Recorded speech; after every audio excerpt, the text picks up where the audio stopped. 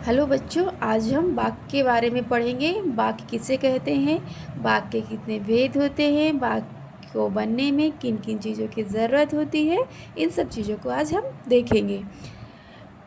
शब्दों के सार्थक मेल को हम क्या बोलते हैं, वाक्य कहते हैं। इनमें सार्थक शब्द समूह होते हैं। इनमें क्या होते हैं, सार्थक शब्द समूह होते हैं जो पूरा पूरा अर्थ प्रकट करता है। ठीक है, जैसे क्या है, रही, लड़की है, नाच, ये क्या हमें, ये जो है दिया हुआ वाक्य, या क्या सही सही अर्थ प्रकट कर रहा है, नहीं कर रहा है, तो ये हमारा क्या है, वाक्य नहीं है। अब ये भी है क्या, खेल है, रहे, बच्चे मैदान में, तो ये क्या है, अरेंजिंग नहीं है, ये क्या सार्थक इसका समूह नहीं है, तो ये वाक्य नहीं होगा। देखो अब क्या है, यहाँ देखिए, लड़की नाच रही है, लड़की नाच रही है, ये क्या एक सार्थक समूह है।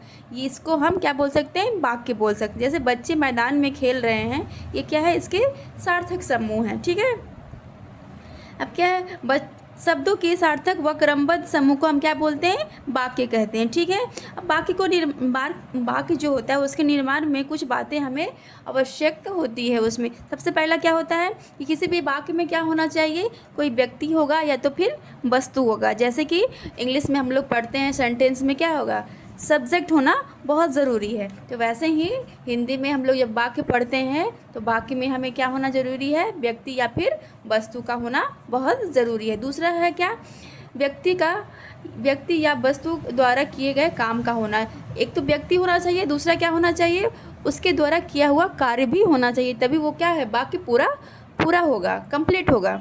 ठीक है, जैसे क्या, मोहित खेल रहा है, यहाँ मोहित तो हो गया व्यक्ति, लेकिन मोहित कर क्या रहा है, इससे हमें उस वाक्य में कैसे पता चलेगा कि क्या कर रहा है। तो ये जो किया गया कार्य होता है उसका भी रहना इसमें बहुत ही ज़रूरी होता है। ठीक है, अब इसके अंग कितने होते हैं, इसके अंग दो होते हैं। एक क्या होता है, उद्देश्य होता है, एक होता है विधेय। ठीक है, उद्देश्य किसे कहते हैं, वाक्य में जिसके विषय में कुछ कहा जाता है उसे हम क्या कहते हैं, उद्देश्य कहते हैं। जैसे कि राम, यहाँ पे था कि राम खेल रहा है, तो वाक्य में जो जिसके बारे में कुछ कहा जा रहा था, किसके बारे में कहा जा रहा है, मोहित के बारे में कहा जा रहा है, तो मोहित यहाँ पे क्या हो जाएगा, उद्देश्य हो जाएगा। ठीक है, अब विधेय किसे कहते हैं, विधेय वाक्य में उद्देश्य के विषय में जो कुछ कहा जाता है उसे हम विधेय कहते हैं। जैसे कि हमने यहाँ पे पढ़ा कि मोहित खेल रहा है, तो मोहित क्या कर रहा है, वो कौन बता रहा है, वह क्या कर रहा है, खेल रहा है, तो जो ये बचा हुआ है खेल रहा है वो क्या कहलाएगा,